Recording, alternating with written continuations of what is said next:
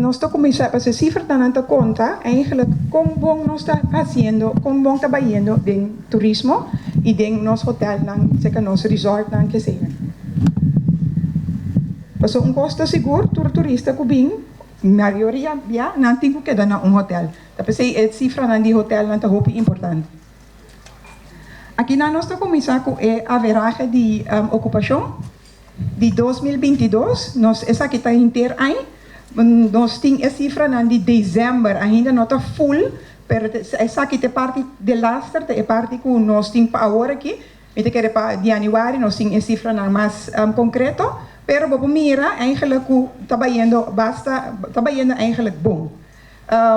Tem para outro ano, é pronóstico, está para subir tiki, em janeiro, mas vamos mirar que está para baixar tiki assim, em fevereiro com março e assim esse pero isso aqui está algo que está passando por aí nós estamos mirando vez aqui nós temos average occupancy ocupação average de 66 estava em 2019 em 2021 nós temos 52% e 2022 66 não me para aqui banda é só para demicar 66. Eigenlijk, se você mira, em 2019, que 2019 estava um ano top, qual seguro estava.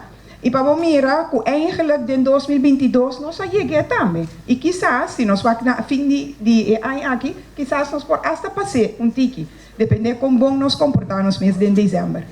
Em 2021, claro, 52, que é tiki mais abaixo, por esse também que nós estamos full abrir, está tem agenda é parte de corona, pois esse está põe que em 2021 está 52%. Então, eigenlijk em 2022 nós meses doen nós solderklokje passou a bom.